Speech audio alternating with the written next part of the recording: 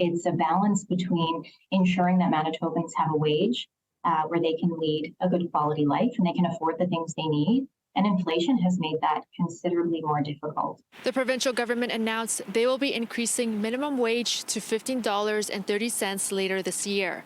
But some say it still won't be enough to make ends meet. Well, if you told me 6 years ago that the province was putting the wage up to $15.30 an hour, I would have been ecstatic because that was what a living wage was 6 years ago. The announcement came from Minister John Reyes on Wednesday, stating that Manitoba will see 2 wage increases this year, one in April and a slightly larger one in October, for a total of $1.80 increase in 2023.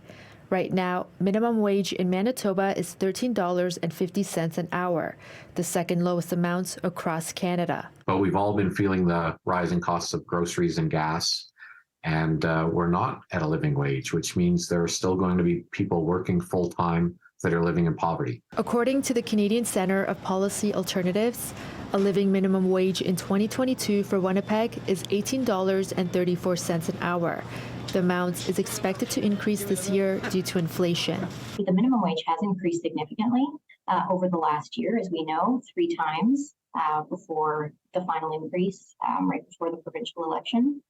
And this is as much as businesses can take on right now. Saftiak says due to the impacts of the COVID-19 pandemic and current inflation rates, businesses are already struggling to keep up with costs. Many businesses are paying over minimum wage right now because of the acute labor shortage that we're in. And this is certainly what we're hearing when we're traveling the province and speaking with businesses, that they've been required to increase wages beyond simply the minimum wage. One, we need to keep in mind that the vast majority of minimum wage earners work for employers who have 100 employees or more.